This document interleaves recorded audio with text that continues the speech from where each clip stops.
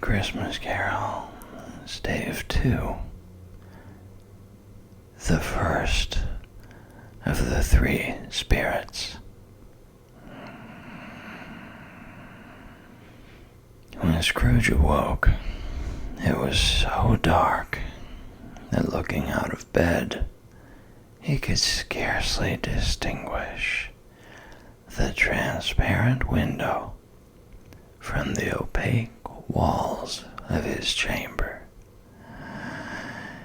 He was endeavoring to pierce the darkness with his ferret eyes when the chimes of a neighboring church struck the 4 quarters. So he listened for the hour. To his great astonishment, the heavy bell went on from 6 to 7, and from 7 to 8, and regularly up to 12, then stopped. 12. It was past 2 when he went to bed. The clock was wrong. An icicle must have got into the works. 12. He touched the spring of his repeater to correct this most preposterous clock. Its rapid little pulse beat 12 and stopped. "Why, it isn't possible," said Scrooge, "that I can have slept through a whole day and far into another night. It isn't possible that anything has happened to the sun, and this is 12 at noon."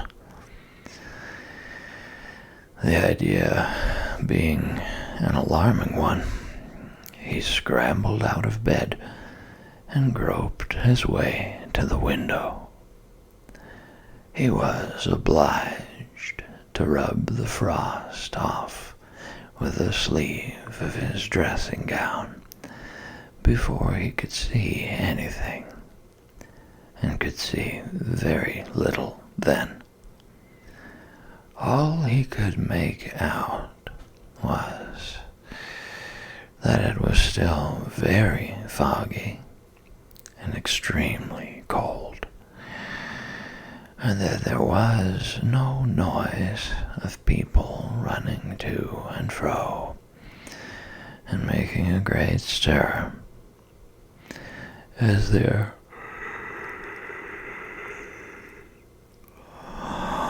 unquestionably would have been if night had beaten off bright day and taken possession of the world.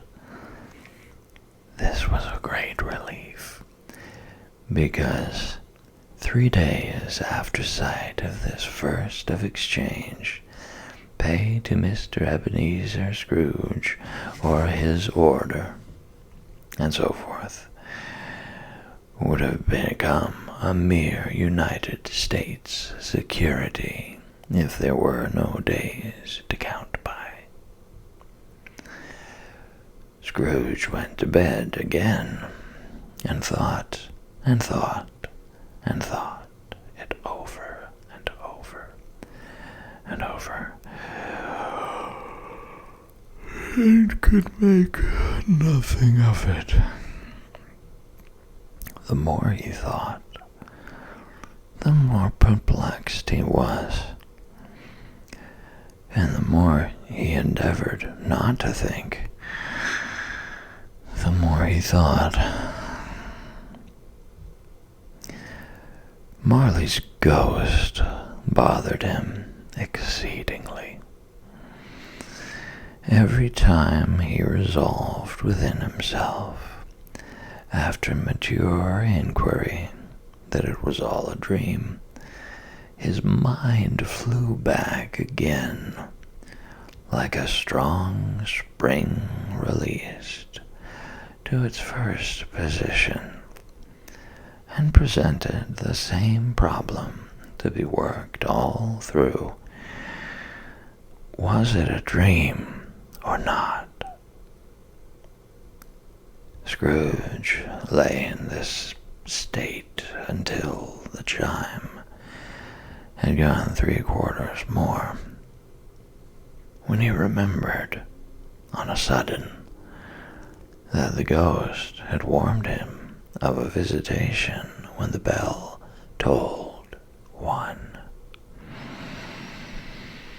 He resolved to lie awake until the hour was past, and considering that he could no more go to sleep than go to heaven, this was perhaps the wisest resolution in his power. The quarter was so long that he was more than once convinced he must have sunk into a doze unconsciously and missed the clock. At length it broke upon his listening ear. Ding dong. 1/4 past, said Scrooge, counting. Ding dong. 1/2 past, said Scrooge. Ding dong. 1/4 to it, said Scrooge. Ding dong. The hour itself, said Scrooge triumphantly, and nothing else. He spoke before the hour bell sounded, which it now did with a deep, dull, hollow, melancholy 1. Light flashed up in the room upon the instant, and the curtains of his bed were drawn. The curtains of his bed were drawn aside, I tell you, by a hand. Not the curtains at his feet, nor the curtains at his back, but those to which his face was addressed.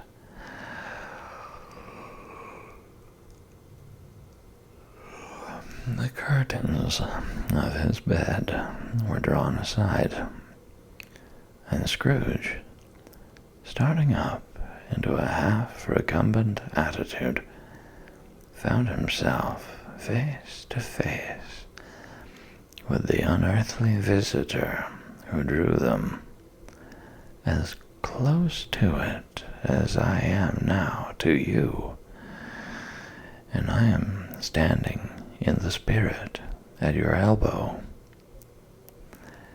It was a strange figure, like a child, yet not so like a child as like an old man, viewed through some supernatural medium, which gave him the appearance of having receded from the view and being diminished to a child's proportions.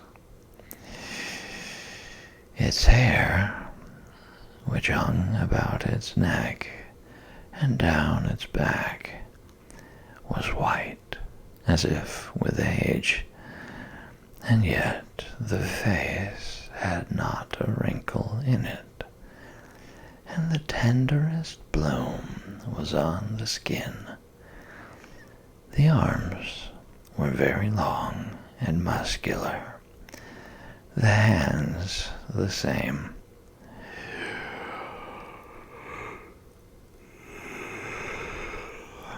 As if its hold were of uncommon strength. Its legs and feet most delicately formed, were, like those upper members, bare. It wore a tunic of the purest white, and round its waist was bound a lustrous belt, the sheen of which was beautiful. It held a branch of fresh green holly in its hand, and in singular contradiction of that wintry emblem, had its dress trimmed with summer flowers. But the strangest thing about it was that from the crown of its head there sprung a bright, clear jet of light, by which all this was visible, and which was doubtless the occasion of its using, in its duller moments, a great extinguisher for a cap, which it now held under its arm. Even this, though, when Scrooge looked at it with increasing steadiness, was not its strangest quality.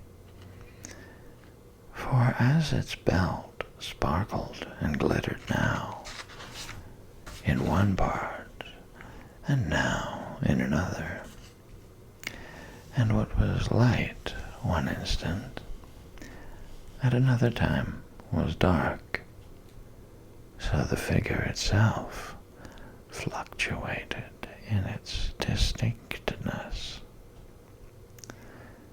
being now a thing with one arm, now with one leg, now with 20 legs, now a pair of legs without a head, now a head without a body, of which dissolving parts no outline would be visible in the dense gloom wherein they melted away. And in the very wonder of this, it would be itself again distinct and clear as ever. "Are you the spirit, sir, whose coming was foretold to me?" asked Scrooge. "I am." The voice was soft and gentle, singularly low, as if instead of being so close beside him, it were at a distance. "Who and what are you?" Scrooge demanded. "I am the ghost of Christmas past." "Long past?" inquired Scrooge, observant of its dwarfish stature. "No, your past." Perhaps Scrooge could not have told anybody why, if anybody could have asked him, but he had a special desire to see the spirit in his cap, and begged him to be covered. "What!" exclaimed the ghost. "Would you so soon put out with worldly hands the light I give? Is it not enough that you are of those whose passions made this cap, and forced me through whole trains of years to wear it low upon my brow?" Scrooge reverently disclaimed all intention to offend, or any knowledge of having willfully bonneted the spirit at any period of his life. He then made bold to inquire what business brought him there. "Your welfare," said the ghost. Scrooge expressed himself much obliged, but could not help thinking that a night of unbroken rest would have been more conducive to that end. The spirit must have heard him thinking, for it said immediately, "Your reclamation, then, take heed." It put out its strong hand as it spoke, and clasped him gently by the arm. "Rise and walk with me." It would have been in vain for Scrooge to plead that the weather and the hour were not adapted to pedestrian purposes. That bed was warm, and the thermometer a long way below freezing, that he was clad but lightly in his slippers, dressing gown, and nightcap, and that he had a cold upon him at that time.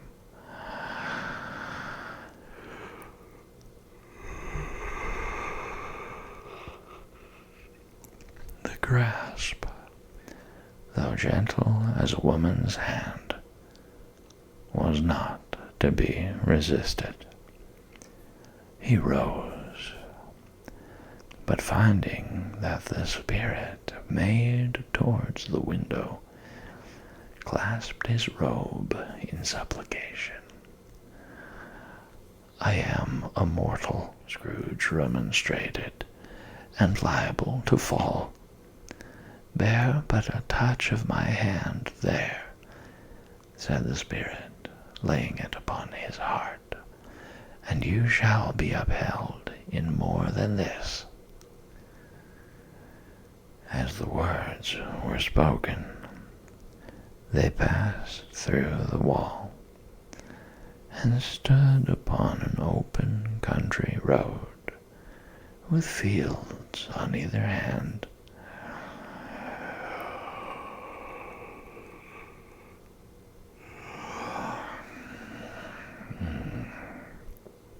The city had entirely vanished.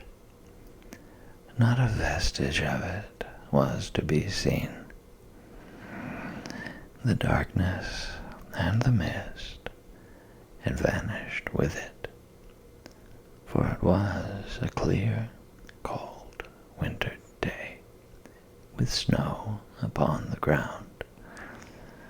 "Good heaven," said Scrooge, clasping his hands together as he looked about him. "I was bred in this place. I was a boy here." The spirit gazed upon him mildly. Its gentle touch, though it had been light and instantaneous, appeared still present to the old man's sense of feeling. He was conscious of 1,000 odors floating in the air, each one connected with 1,000 thoughts and hopes and joys and cares long, long forgotten. "Your lip is trembling," said the ghost. "And what is that upon your cheek?"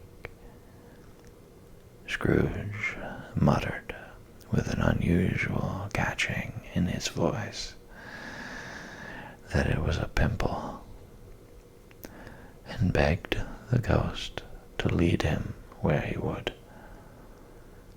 "You recollect the way?" inquired the spirit.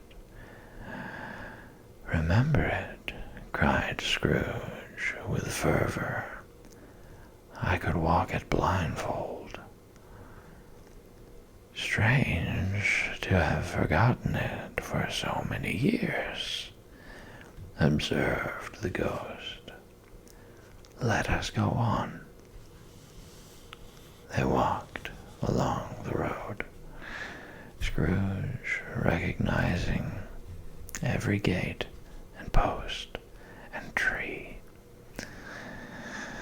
until a little market town appeared in the distance, with its bridge, its church, and winding river. Some shaggy ponies now were seen trotting towards them, with boys upon their backs, who called to other boys in country gigs and carts, driven by farmers. All these boys were in great spirits, and shouted to each other, until the broad fields were so full of merry music that the crisp air laughed to hear it. "These are but shadows of the things that have been," said the ghost. "They have no consciousness of us." The jocund travelers came on, and as they came, Scrooge knew and named them every one. Why was he rejoiced beyond all bounds to see them? Why did his cold eye glisten, and his heart leap up as they went past? Why was he filled with gladness when he heard them give each other Merry Christmas as they parted at crossroads and byways for their several homes? What was Merry Christmas to Scrooge? Out upon Merry Christmas, what good had it ever done to him? "The school is not quite deserted," said the ghost. "A solitary child, neglected by his friends, is left there still." Scrooge said he knew it, and he sobbed. They left the high road by a well-remembered lane, and soon approached a mansion of dull red brick, with a little weathercock-surmounted cupola on the roof, and a bell hanging from it, and a bell hanging in it. It was a large house, but one of broken fortunes, for the spacious offices were little used. Their walls were damp and mossy, their windows broken, and their gates decayed. Fowls clucked and strutted in the stables, and the coach houses and sheds were overrun with grass. Nor was it more retentive of its ancient state within, for entering the dreary hall and glancing through the open doors of many rooms, they found them poorly furnished, cold, and vast. There was an earthy savor in the air, a chilly bareness in the place, which associated itself somehow with too much getting up by candlelight and not too much to eat. They went, the ghost and Scrooge, across the hall to a door at the back of the house. It opened before them and disclosed a long, bare, melancholy room, made barer still by lines of plain deal forms and desks. At one of these, a lonely boy was reading near a feeble fire, and Scrooge sat down upon a form and wept to see his poor, forgotten self as he used to be.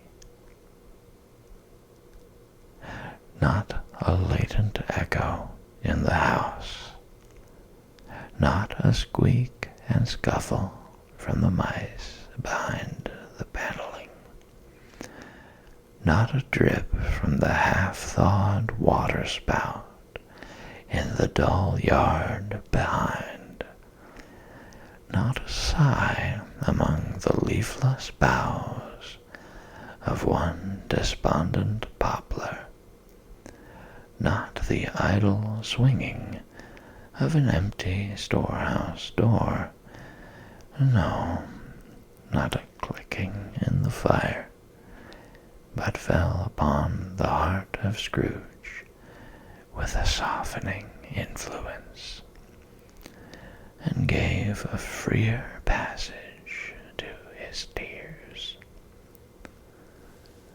The spirit touched him on the arm and pointed to his younger self, intent upon his reading.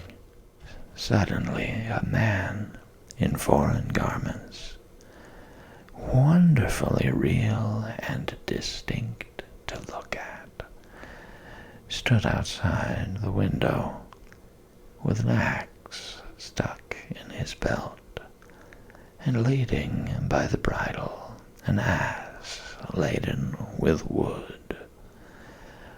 "Why, it's Ali Baba!" Scrooge exclaimed in ecstasy. "It's dear old honest Ali Baba. Yes, yes, I know. One Christmas time, when yonder solitary child was left here all alone, he did come, for the first time, just like that. Poor boy. And Valentine," said Scrooge, "and his wild brother Orson. There they go.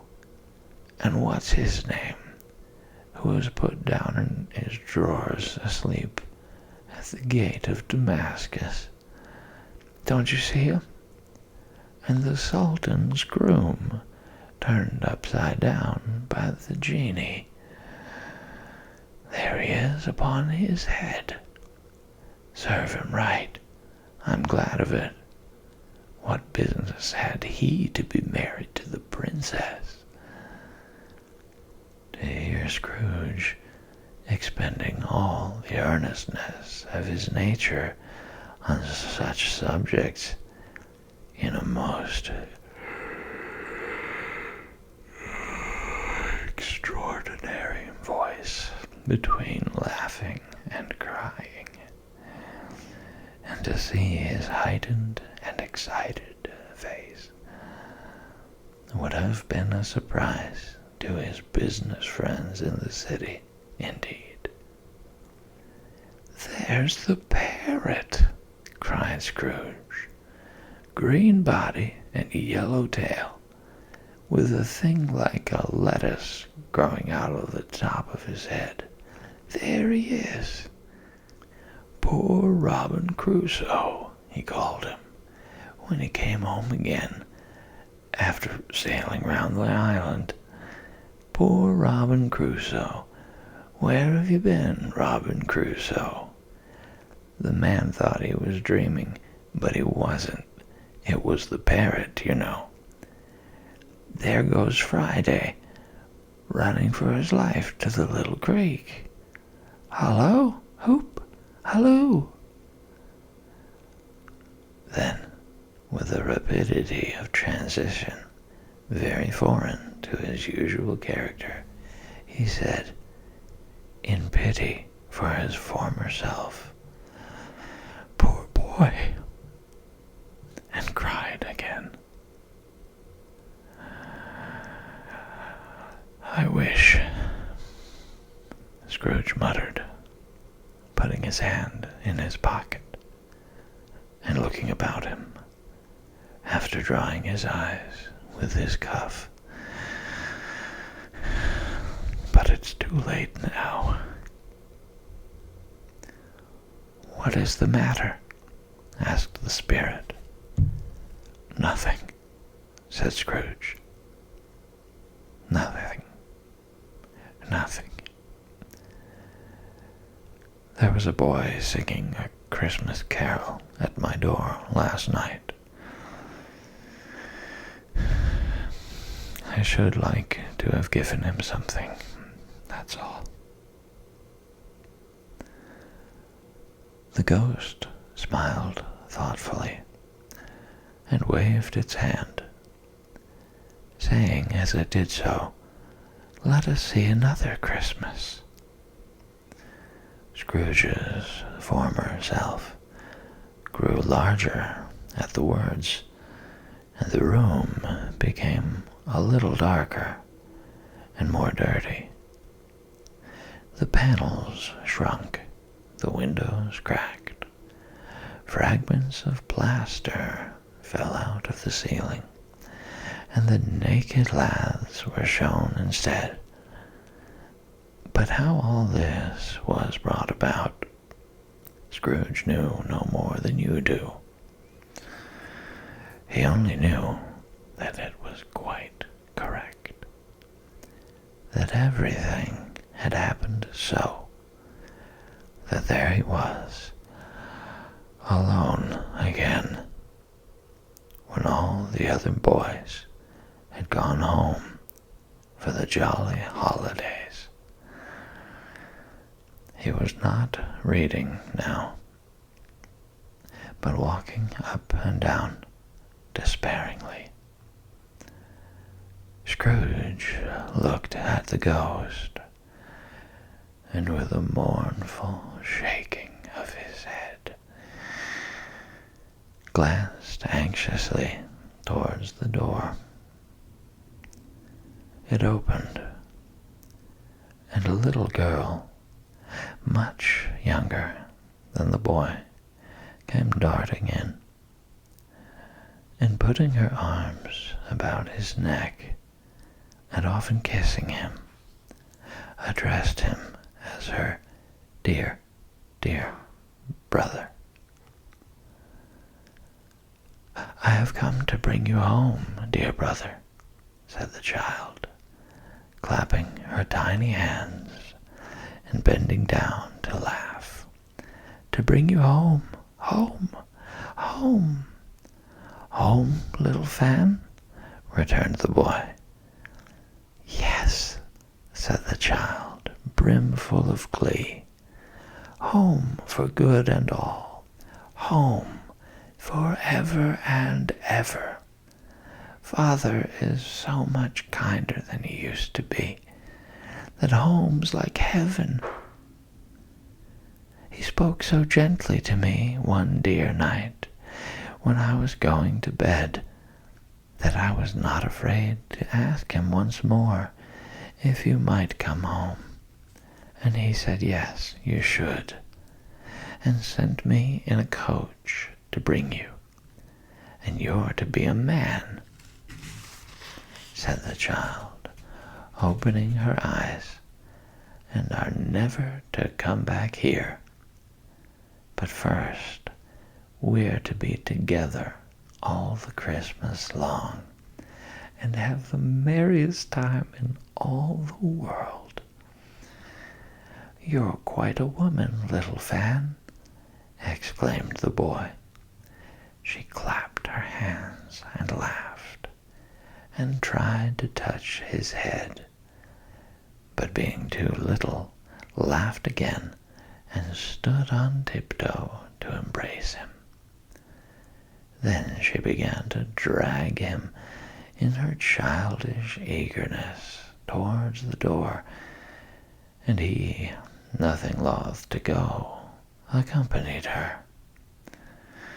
A terrible voice in the hall cried, "Bring down Master Scrooge's box there." And in the hall appeared the schoolmaster himself, who glared on Master Scrooge with a ferocious condescension, and threw him into a dreadful state of mind by shaking hands with him. He then conveyed him and his sister into the veriest old well of a shivering best parlor that ever was seen, where the maps upon the wall and the celestial and terrestrial globes in the windows were waxy with cold. Here he produced a decanter of curiously light wine, and a block of curiously heavy cake, and administered installments of those dainties to the young people, at the same time sending out a meager servant to offer a glass of something to the post-boy, who answered that he thanked the gentleman, but if it was the same tap as he had tasted before, he had rather not. Master Scrooge's trunk being by this time tied on to the top of the chaise, the children bade the schoolmaster good-bye right willingly, and getting into it, drove gaily down the garden sweep, the quick wheels dashing the hoar frost and snow from off the dark leaves of the evergreens like spray. Always a delicate creature, whom a breath might have withered, said the ghost, but she had a large heart. So she had, cried Scrooge. You're right. I will not gainsay it, spirit. God forbid. She died a woman, said the ghost, and had, as I think, children. One child, Scrooge returned. True, said the ghost. Your nephew. Scrooge seemed uneasy in his mind, and answered briefly, yes. Although they had but that moment left the school behind them, they were now in the busy thoroughfares of a city, where shadowy passengers passed and repassed, where shadowy carts and coaches battled for the way, and all the strife and tumult of a real city were. It was made plain enough by the dressings of the shops that here too it was Christmas time again. But it was evening, and the streets were lighted up. The ghost stopped at a certain warehouse door and asked Scrooge if he knew it. Know it, said Scrooge. Was I apprenticed here? they went in. At sight of an old gentleman in a Welsh wig sitting behind such a high desk that if he had been 2 inches taller, he must have knocked his head against the ceiling, Scrooge cried in great excitement, "Why, it's old Fezziwig! Bless his heart, it's Fezziwig alive again!" Old Fezziwig laid down his pen and looked up at the clock, which pointed to the hour of 7. He rubbed his hands, adjusted his capacious waistcoat, laughed all over himself, from his shoes to his organ of benevolence, and called out in a comfortable, oily, rich, fat, jovial voice, "Yo-ho there, Ebenezer, Dick." Scrooge's former self, now grown a young man, came briskly in, accompanied by his fellow prentice. "Dick Wilkins, to be sure," said Scrooge to the ghost. "Bless me, yes, there he is. He was very much attached to me, was Dick. Poor Dick. Dear, dear." "Yo-ho, my boys," said Fezziwig. "No more work tonight. Christmas Eve, Dick. Christmas, Ebenezer. Let's have the shutters up," cried old Fezziwig, with a sharp clap of his hands, before a man could say Jack Robinson. You wouldn't believe how those 2 fellows went at it. They charged into the street with the shutters. 1, 2, 3. Had 'em up in their places. 4, 5, 6. Barred 'em and pinned 'em. 7, 8, 9. And came back before you could have got to 12, panting like racehorses. "Hilly-ho!" cried old Fezziwig, skipping down from the high desk with wonderful agility. "Clear away, my lads, and let's have lots of room here. Hilly-ho, Dick! Chirrup, Ebenezer!" Clear away. There was nothing they wouldn't have cleared away, or couldn't have cleared away, with old Fezziwig looking on. It was done in a minute. Every movable was packed off, as if it were dismissed from public life for evermore. The floor was swept and watered. The lamps were trimmed. Fuel was heaped upon the fire, and the warehouse was as snug and warm and dry and bright a ballroom as you would desire to see upon a winter's night. In came a fiddler with a music book, and went up to the lofty desk, and made an orchestra of it, and tuned like 50 stomach aches. In came Mrs. Fezziwig, one vast, substantial smile. In came the 3 Miss Fezziwigs, beaming and lovable. In came the 6 young followers, whose hearts they broke. In came all the young men and women employed in the business. In came the housemaid, with her cousin, the baker. In came the cook, with her brother's particular friend, the milkman.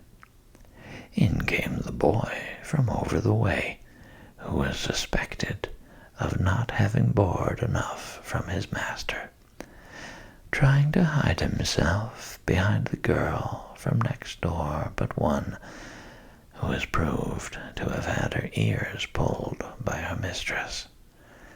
In they all came, one after another, some shyly, some boldly, some gracefully, some awkwardly, some pushing, some pulling. In they all came, anyhow and everyhow. Away they all went, 20 couple at once, hands half round and back again the other way, down the middle and up again, round and round in various stages of affectionate grouping. Old top couple always turning up in the wrong place. New top couple starting off again as soon as they got there. All top couples at last, and not a bottom one to help them. When this result was brought about, old Fezziwig, clapping his hands to stop the dance, cried out, "Well done!" And the fiddler plunged his hot face into a pot of porter, especially provided for that purpose. But scorning rest, upon his reappearance, he instantly began again, though there were no dancers yet, as if the other fiddler had been carried home, exhausted, on a shutter, and he were a brand new man resolved to beat him out of sight or perish. There were more dances, and there were forfeits, and more dances, and there was cake, and there was negus, and there was a great piece of cold roast, and there was a great piece of cold boiled, and there were mince pies, and plenty of beer. But the great effect of the evening came after the roast and boiled, when the fiddler, an artful dog, mind, the sort of man who knew his business better than you and I could have told it him, struck up Sir Roger de Coverley. Then old Fezziwig stood out to dance with Mrs. Fezziwig, top couple too, with a good stiff piece of work cut out for them, 3 or 4 and 20 pair of partners, people who were not to be trifled with, people who would dance and had no notion of walking. But if they had been twice as many, 4 times, old Fezziwig would have been a match for them, and so would Mrs. Fezziwig. As to her, she was worthy to be his partner in every sense of the term. If that's not high praise, tell me higher, and I'll use it. A positive light appeared to issue from Fezziwig's calves. They shone in every part of the dance like moons. You couldn't have predicted at any given time what would have become of them next. And when old Fezziwig and Mrs. Fezziwig had gone all through the dance, advance and retire, both hands to your partner, bow and curtsy, corkscrew, thread the needle, and back again to your place. Fezziwig cut so deftly that he appeared to wink with his legs, and came upon his feet again without a stagger. When the clock struck 11, this domestic ball broke up. Mr. and Mrs. Fezziwig took their stations, one on either side of the door, and shaking hands with every person individually as he or she went out, wished him or her a Merry Christmas.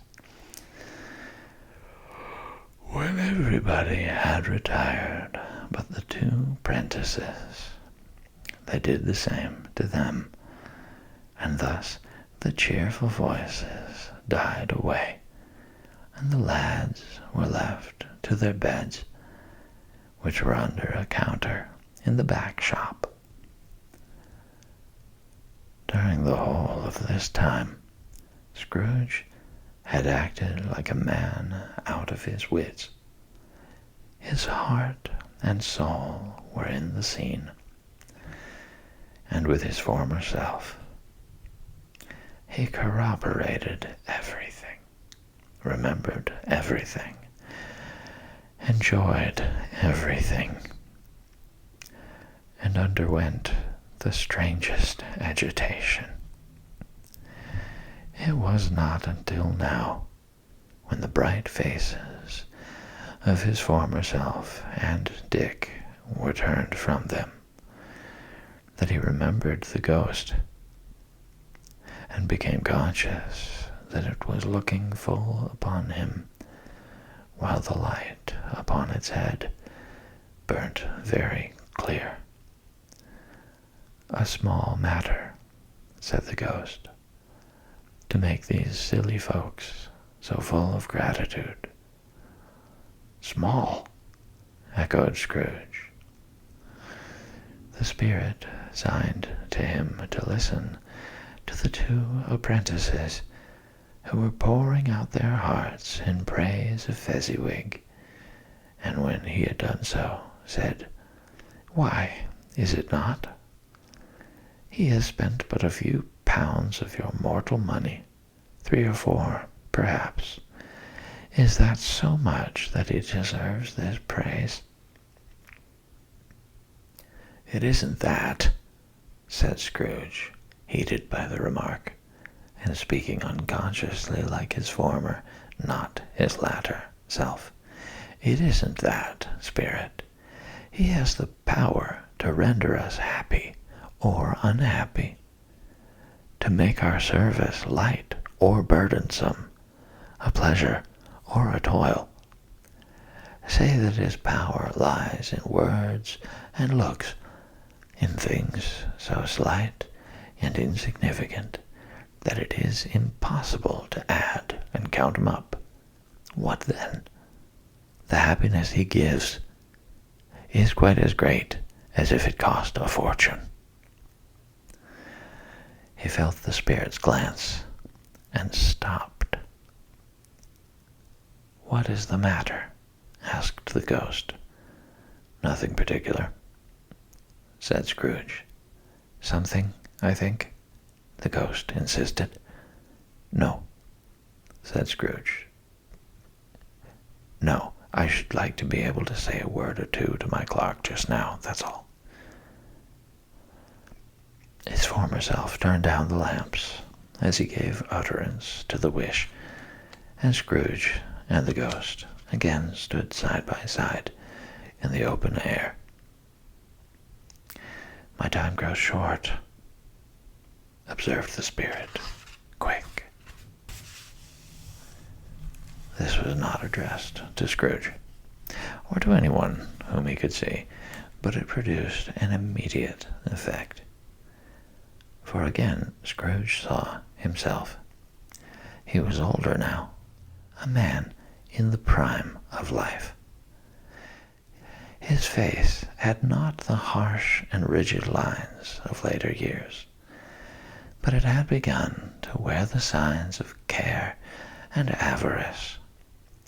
There was an eager, greedy, restless motion in the eye, which showed the passion that had taken root, and where the shadow of the growing tree would fall. He was not alone, but sat by the side of a fair young girl in a mourning dress, in whose eyes there were tears, which sparkled in the light that shone out of the ghost of Christmas past. "It matters little," she said softly, "to you very little. Another idol has displaced me, and if it can cheer and comfort you in time to come, as I would have tried to do, I have no just cause to grieve.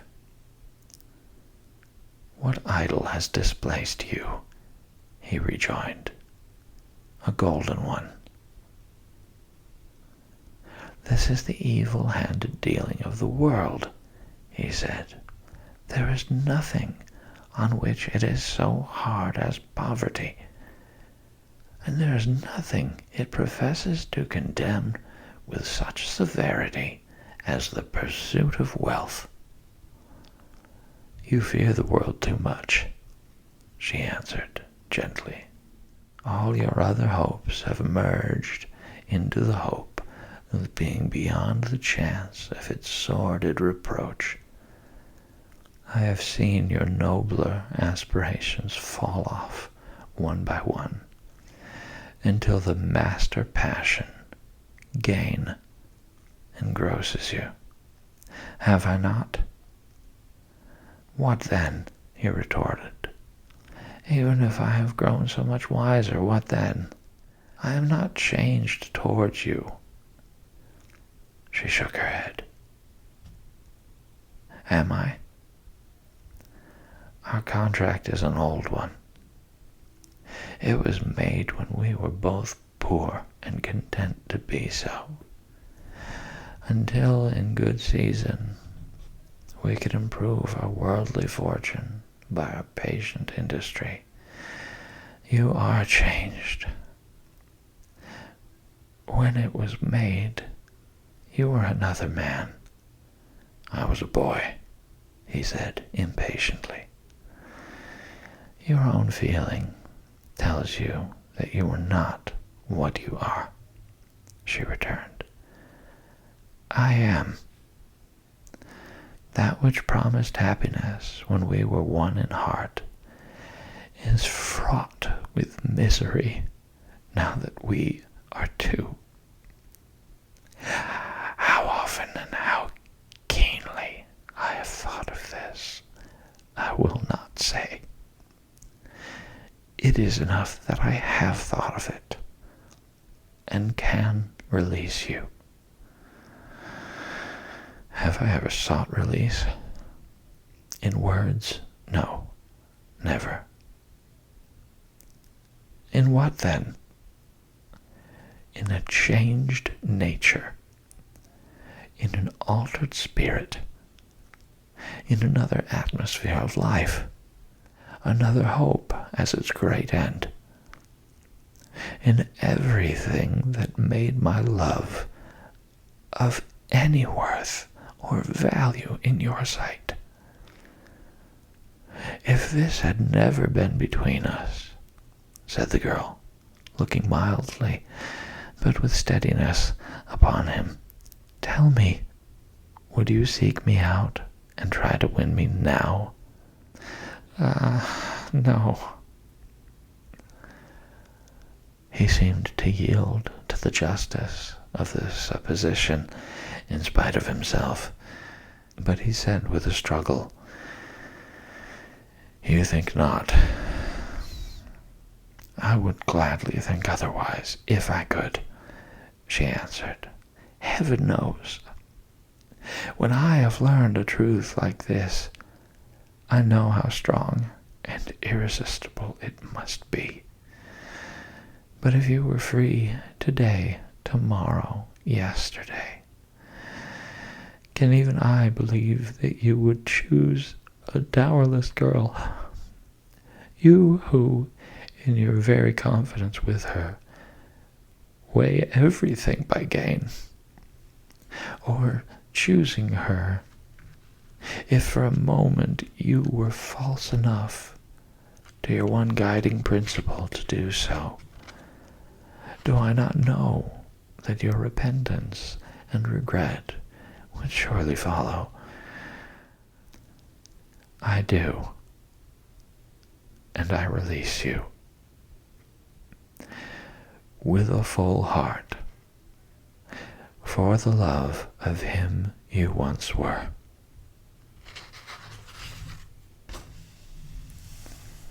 He was about to speak,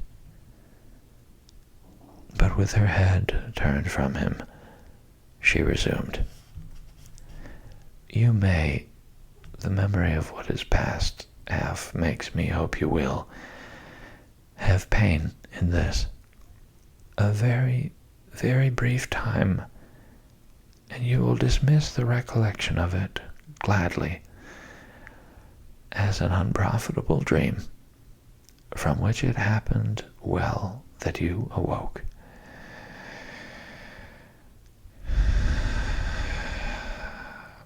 May you be happy in the life you have chosen."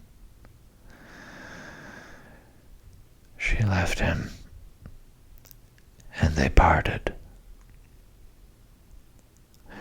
"Spirit," said Scrooge, "show me no more. Conduct me home. Why do you delight to torture me?" "One shadow more," exclaimed the ghost. "No more," cried Scrooge. "No more. I don't wish to see it. Show me no more." But the relentless ghost pinioned him in both his arms and forced him to observe what happened next. They were in another scene and place, a room not very large or handsome, but full of comfort. Near to the winter fire sat a beautiful young girl, so like that last that Scrooge believed it was the same, until he saw her, now a comely matron, sitting opposite her daughter. The noise in this room was perfectly tumultuous, for there were more children there than Scrooge, in his agitated state of mind, could count. And unlike the celebrated herd in the poem, they were not 40 children conducting themselves like one, but every child was conducting itself like 40. The consequences were uproarious beyond belief, but no one seemed to care. On the contrary, the mother and daughter laughed heartily and enjoyed it very much, and the latter, soon beginning to mingle in the sports, got pillaged by the young brigands most ruthlessly. What would I not have given to be one of them? Though I never could have been so rude. No, no. I wouldn't for the wealth of all the world have crushed that braided hair and torn it down. And for the precious little shoe, I wouldn't have plucked it off. God bless my soul. To save my life, as to measuring her waist in sport, as they did, bold young brood, I couldn't have done it. I should have expected my arm to have grown round it for a punishment, and never come straight again. And yet, I should have dearly liked, I own, to have touched her lips, to have questioned her, that she might have opened them, to have looked upon the lashes of her downcast eyes, and never raised a blush, to have let loose waves of hair, an inch of which would be a keepsake beyond price. In short, I should have liked, I do confess, to have had the lightest license of a child, and yet to have been man enough to know its value. But now a knocking at the door was heard, and such a rush immediately ensued that she, with laughing face and plundered dress, was borne towards it, in the center of a flushed and boisterous group, just in time to greet the father, came home attended by a man laden with Christmas toys and presents. Then the shouting and the struggling and the onslaught that was made on the defenseless porter, the scaling him with chairs for ladders to drive into his pockets, despoil him of brown paper parcels, hold on tight by his cravat, hug him round his neck, pommel his back, and kick his legs in irrepressible affection. The shouts of wonder and delight with which the development of every package was received. The terrible announcement that the baby had been taken in the act of putting a doll's frying pan into its mouth, and was more than suspected of having swallowed a fictitious turkey glued on a wooden platter. The immense relief of finding this a false alarm, the joy and gratitude and ecstasy, they are all indescribable alike. It is enough that by degrees the children and their emotions got out of the parlor, and by one stair at a time, up to the top of the house, where they went to bed, and so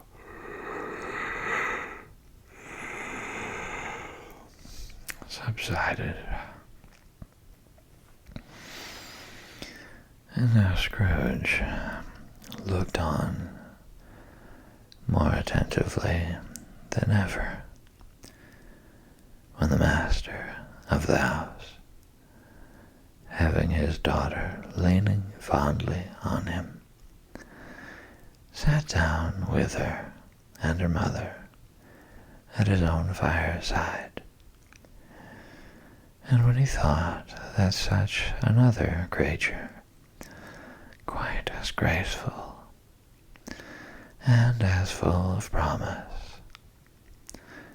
might have called him father, and been a springtime in the haggard winter of his life, his sight grew very dim indeed. "Belle," said the husband, turning to his wife with a smile, "I saw an old friend of yours this afternoon." "Who was it?" "Guess." "How can I?" "Don't I know?" she added in the same breath, laughing as he laughed. "Mr. Scrooge. Mr. Scrooge it was. I passed his office window, and as it was not shut up, and he had a candle inside, I could scarcely help seeing him. His partner lies upon the point of death, I hear, and there he sat alone. Quite alone in the world, I do believe." "Spirit," said Scrooge in a broken voice,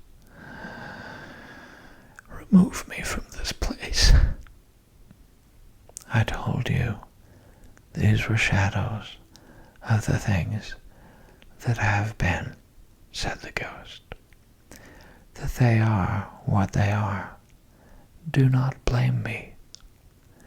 "Remove me," Scrooge exclaimed. "I cannot bear it." He turned upon the ghost,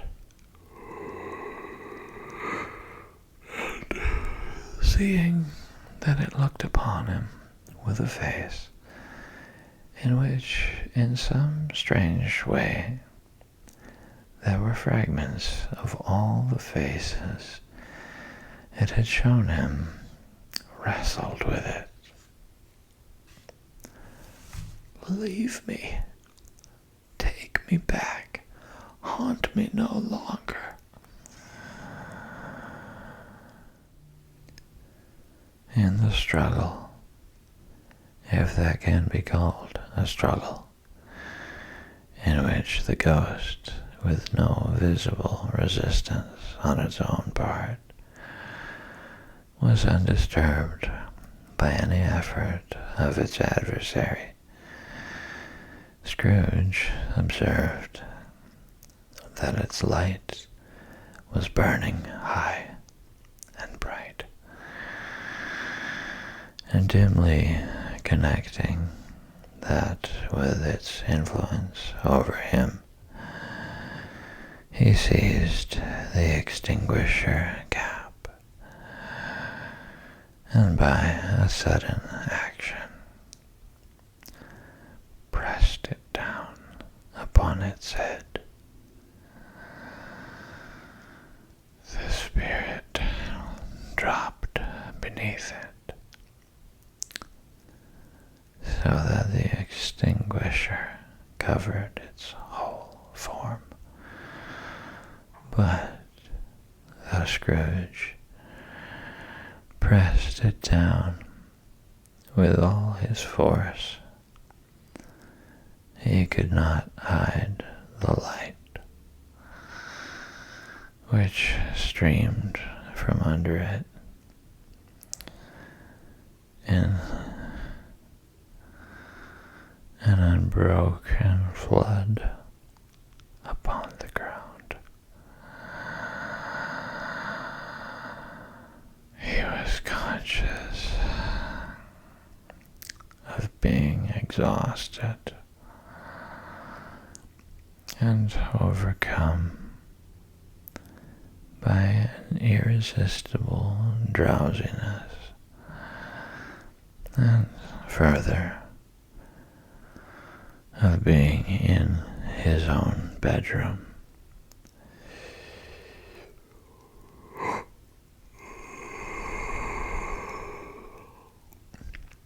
He gave the cap a parting squeeze, in which his hand relaxed, and had barely time to reel to bed